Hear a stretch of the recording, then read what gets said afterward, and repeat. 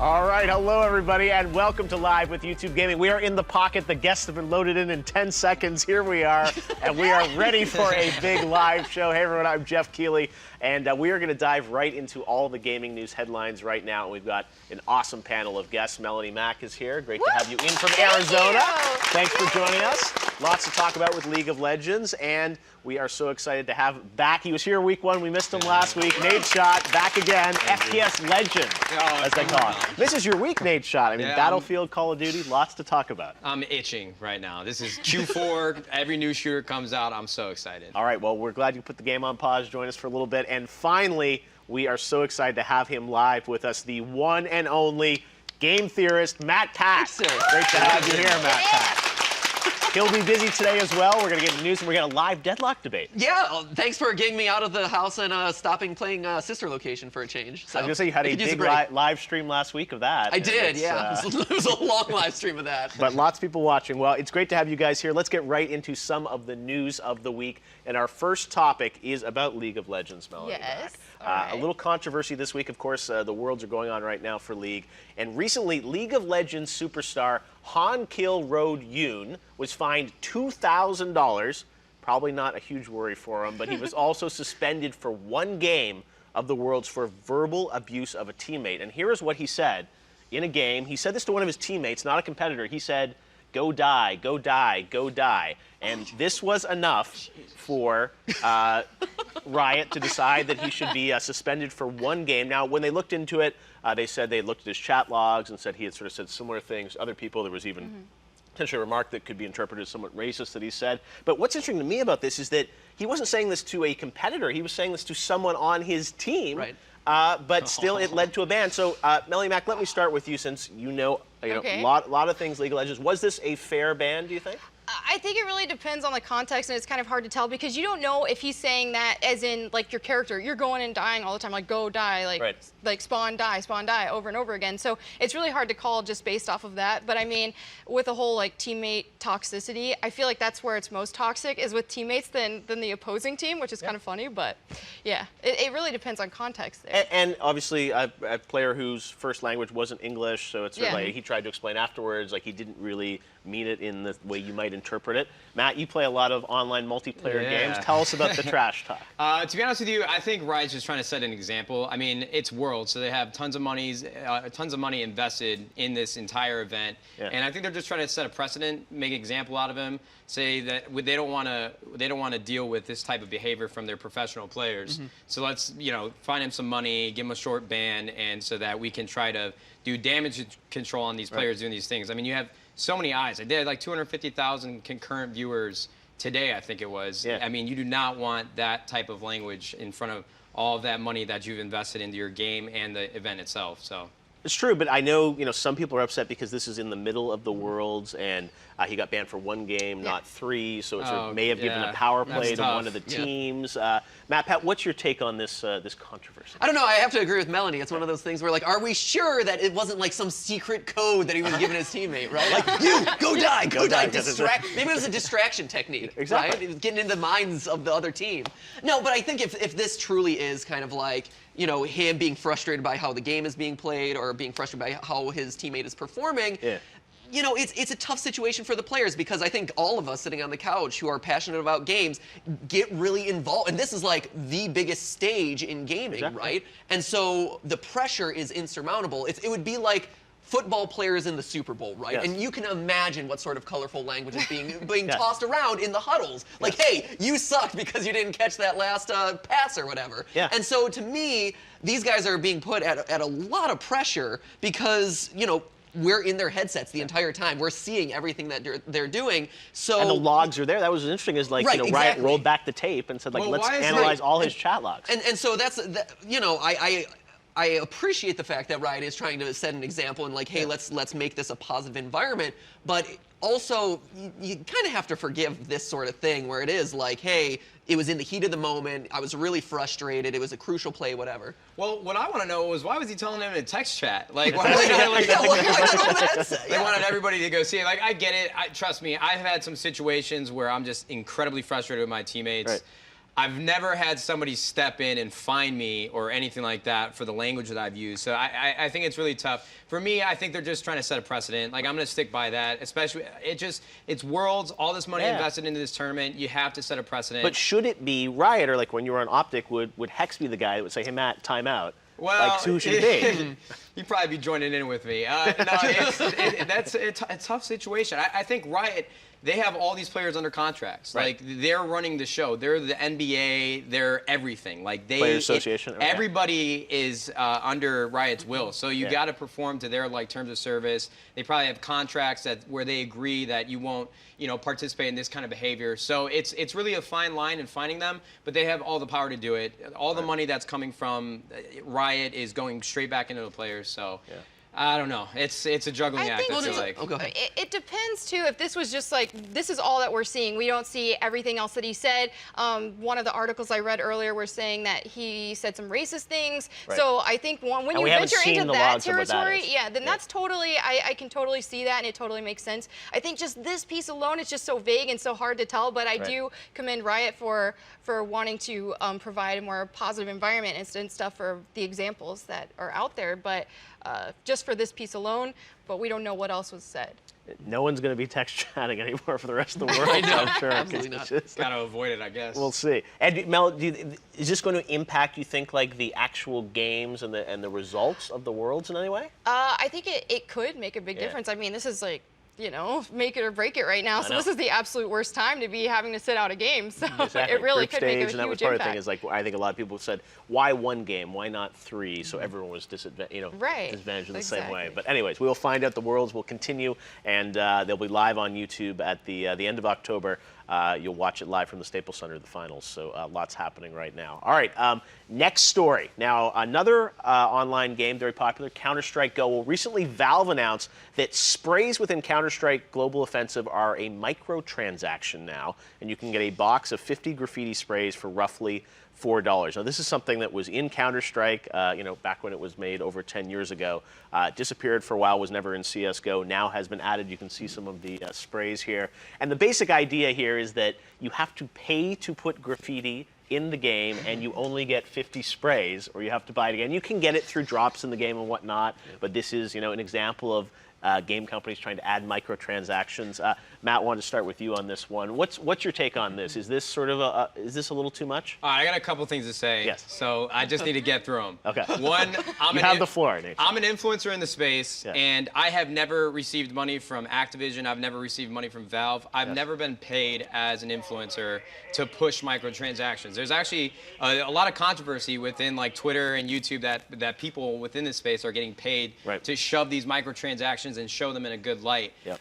I personally don't have a problem with microtransactions, especially when it's something cosmetic. Right. Because, CSGO, I didn't play Source, I didn't play 1.6, but with Global Offensive, this huge uprise that this game has had and swept everybody off their feet is mostly because of the cosmetic gambling weapon skins, and weapon skins. Yeah.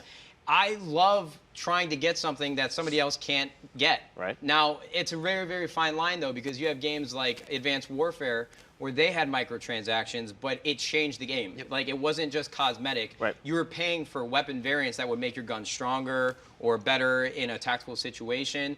That I'm totally against. Right. It's game breaking. What I love. So cosmetic stuff you're cool with. Cosmetic I'm totally fine with because I like rare items. That really gets me invested in the game. And I really wasn't even playing CSGO that heavy, but I wanted to have the dope karambit knife, something like that. So graffiti, I don't have much experience with it, but I really love when companies execute pay to win or not. No, back up. You know someone edited that out. Oh no, that's Waiting going for on pay to win. Back up. This is live. We With can't rewind. Clash Royale. So I got into Clash Royale very, very late, but I was able to be a filthy, filthy gemmer, and I was able to catch up. Yes. But it doesn't make you the best player. It just gives it allows you to pay to pass time. Right. But as long as you're not paying to win. But in the competitive environment, it should be level playing field about Yeah, your at skill all versus times. someone else. Like if you're even trying to make a game where it's player versus player, you cannot mess with the game mechanics. I would not disagree with and that. allow someone to pay MatPat, for what's it. your take on this? It's true. I mean, I agree 100%. If it's not changing the way the game is being played, then if people are willing to pay for it, then they should be able to pay for it, right? But because the only spraying I'm doing in these sorts of games is just like wildly spraying my machine gun. I'm not good. So, but I'm also not going to pay for aesthetic stuff like that. But I know a lot of people are. Like you said, the cosmetic upgrades to guns and the, TF2 and the hats, like really kind of like the precursor to all of this. Like, it's such a huge part of that environment. If people are willing to pay, fine. But as long as it's not giving them an unfair advantage, that's quite all right. And I think it would also be another story if sprays had been in the game, removed, and then now cost money. But as you mentioned, as you were recapping the story, they were not initially a part of Go specifically. Exactly. And so this is a new feature. This is an added thing. So it's only additive. It's not subtracting away a feature and then forcing people to pay. All right, well, we want to hear what you guys at home think. If you go to primetimevoting.com right now, you can let us know how enraged you are about this controversy around graffiti in CSGO and the fact you have to pay for it. Mel Mac, what's your take, Melonie, on all these things? I kind of have mixed feelings on this because I'm all about like buying the cosmetics and stuff like that. I have all kinds of skins on League, and I think that's great. And I think it's a great way to support a game. And it's like, I'm cool with that. But 50 uses? Yeah. I feel like if you're buying this thing, you need to be able to spray as much as you want. Spam that business everywhere, man. It's like, I spent real money on this. I worked hard on this. It is kind of absurd. I'm going to paint the walls, man. That you can at least get the tag and use it when you want, but the fact that it runs out after They're 50 stretching. sprays? I mean, it is a stretch. Listen, I saw a couple professionals in the CSGO scene tweeting about it. Like I said, if it was in 1.6 in source and now they're bringing it back, as he said, with microtransactions, that you're really riding a fine line. And then what Melonie said, it should have unlimited uses. It's a feature that is taken out and they charge you for it. To Matt's point, it wasn't a feature in CSGO. Yeah, but then again, you have other games that have cards. Sure. Like if you play like NBA 2K16 or Madden or FIFA Ultimate Team, whatever it's called, they have cards that you can buy in packs, but they'll run out. Like the card is so good that they only give you like 3 games worth of it. Obviously, it's a little different because that's changing the game itself. So graffiti, I don't know. Well, the fans at home spoke, and it's a 7 out of 10 on the rage meter. For people 7 out of 10 on the rage meter. Exactly. See, I love aesthetic. Like I've spent so much money on CS:GO cases, and I've never opened a knife in my entire life. And I still want to spend money. So Valve probably loves me for that reason. Like I'm a terrible consumer. Are you going to be tagging up tonight then? You're a fantastic. You're like a pro consumer. I still need to get a whale of consumers. Yeah, I need to get a knife. Like I get it. Give the man a knife. I'm a crappy consumer, and some people don't agree with that. 7 out of 10 on rage, but I love aesthetic. Like if I could pay money to get something that somebody else can't have, that's just general consumerism. That's how Nadeshot rolls. Yeah. Okay. Well, all right, moving on to the next one. All right. On a topic that's not as controversial, this year marks the 20th anniversary of Tomb Raider, and as part of the celebration, they released Rise of the Tomb Raider, the 20th anniversary celebration on Tuesday. Melonie Mac, you are part of the Primetime on YouTube gaming lineup, and we saw you streaming Tomb Raider. Right. You're a Lara Croft girl? I am a huge fan. I have been with the series since the beginning, so it's my all-time favorite series. I have a very unhealthy obsession with it, actually. So yeah, Blood Ties, the DLC, they had Blood Ties and then Lara's Nightmare for the 20th anniversary celebration. Absolutely amazing. Had an awesome time playing it, and I really feel like what's amazing about Blood Ties is that there was a little bit of a disconnect between the classic fans who have been with the series forever and then the new fans, because there were a lot of changes in the story. Lara's backstory has changed a lot, and Blood Ties really put those pieces together. So while it still is a lot different, they showed the classic fans like, hey, we didn't forget about you. We're incorporating parts of classic Lara into the new Lara, and she's still Lara Croft. Right. Now, this game came out originally for Xbox last year, now on PlayStation as well. That was a bit controversial that Lara Croft started as a PlayStation character. They did this big Xbox exclusive deal. Not sure if that was really worth it for them, but now it's out for 20th anniversary. Matt, Tomb Raider. I don't know what that feels like, Nadeshot style. Apparently, I've never had a childhood because I never played Tomb Raider, and I think Melonie just schooled me on it completely in every way possible. So I have no Tomb Raider input. Although I did actually see like the gameplay trailer playthrough at E3 where they were going up that crazy snowy mountain. If you guys haven't seen it, it's actually really, really dope. Yeah. But yeah, I'm gonna plead the fifth on this one. I don't know a thing about Tomb Raider. All right, well, let's see if people at home, if you have a favorite era of Lara Croft, you can go to primetimevoting.com and let us know if you like the classic 1996 one, the PS2 era, or the brand new Lara Croft voiced by I was 4 years old, 1996. No wonder I didn't play that game. What? Were you 4 years old? That's At 1996, yeah. Man, way to make yourself feel that's old. That's why I went to that was the second E3. I was at the second E3 you could be my 1996. dad. Wow! I was watching Barney and Blue's Clues. Like what? Sipping from my juice box. That's where it could have began for you with Tomb Raider. No? I was making finger art in preschool. Did you have an original PlayStation? Yeah, no, I had an original PlayStation. So you were then like 4 when you got your first PlayStation? It must have been then. Okay. Yeah, I played Super Nintendo. I played Sega. You know, like Paperboy. Space Invaders, my jam, like that was great. Space Invaders, like yeah. style? Well, actually, it was just I my was dad. playing Pac-Man in a bar back in the late Pac-Man back in the 70s, day. but it's like, Come on, you guys are picking on me. PlayStation. Now, Galaga. Now, Galaga, that's a title we should be talking about. You played that in arcade? Yeah, no, actually on the original Nintendo with my dad. It was my dad, my brother, and I. That's all we would do is play Galaga. Okay. What was your first console? The first console had to be the original Nintendo. Okay.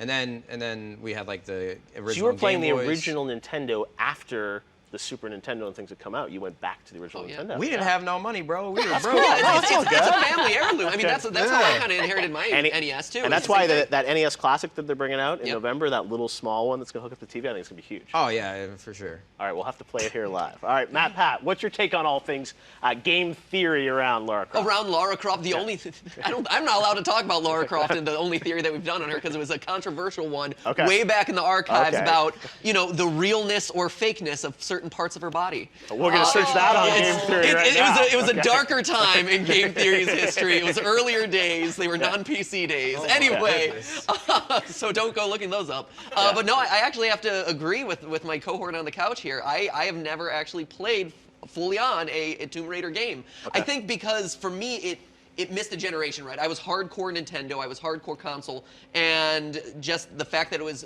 PlayStation, it was disc-based, all this stuff, I didn't have those consoles growing up, and so I was always interested in it, but I never actually had the opportunity to buy the disc and play it until it was far too late, and by that point, there were other games that I was interested in. Now's your chance. Right? I know. Well, yeah, Come on. Are we bad gamers? I don't think so. Because the other question I've had, and maybe Melonie, you can point me in the right direction, but it's always fit a weird genre for me. Like it feels like it kind of should be Legend of Zelda-esque or like Uncharted-esque, but for some reason it's like more puzzly, but it's not really puzzly. It's puzzle, action, adventure, kind of a different balance. It's very similar, like in Uncharted. There's like this new series has a little bit more kind of combat to it, good storyline tied to it. Like but I think that was always my concern with it was not only did I kind of miss the console generation, but it was also one of those things where it never fit cleanly into one of the genres, right? Like, it's kind of puzzly, it's kind of actiony, it's kind of adventure-y. Old school Tomb Raider will keep you stumped for days. Really? Are there any games you would move like a tank right almost that are similar to Tomb Raider that I could get? Uncharted, I would say now Tomb Raider has changed a lot in its gameplay style and stuff. It still has a lot of the similarities and stuff, but it's kind of evolved more into what games are now because it was so different back then. So it's similar to Uncharted, but more Can you exploration, buy like more cool puzzles. tank tops and pants and stuff? You do. You can't get new outfits. What can I get that no one else microtransactions? Not only that, microtransactions? but they've got the classic skins. You get a lotto for a different tank top. You're gonna go buy all these tonight. What a time to be alive, And they've Matt. got get this too. You didn't get to play classic Tomb Raider, but you can play the new Tomb Raider with a classic skin, like the polygon, Really? The old school polygon Lara Lara Croft. Polygon Lara Yes. All right, well, Tomb Raider is out now, and you guys actually at home said you like the current Lara Croft the best out of all all of them. right. So, yes, Good stuff. beautiful with Camilla Lovington doing the voice. All right, well, there's one last thing we wanted to show you guys. One of the things we want to do here on Live with YouTube Gaming is highlight some of the up-and-coming YouTubers out there in the gaming community, folks that might have smaller channels but are doing really awesome stuff that you guys should discover. So right now, we are going to introduce you to the Mariachi Entertainment System. Check this out. These guys are in San Antonio, Texas, and the Mariachi Entertainment System, 5 to 6 members, and what these guys do, they want to bring Mexican culture and video game culture together, so they cover a lot of famous video game themes with their musical arrangements. You can actually download their tracks on iTunes, Amazon, Louder, and Google Play, and here is a clip. This is on YouTube. You can go to their channel right now and check it out. This is a cover of them performing a song from The Legend of Zelda: Ocarina of Time. Take a listen to this. You'll know this theme.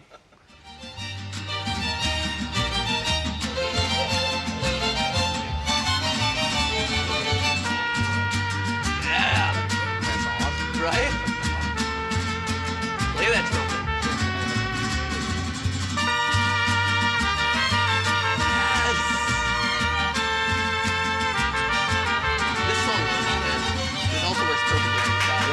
There you go.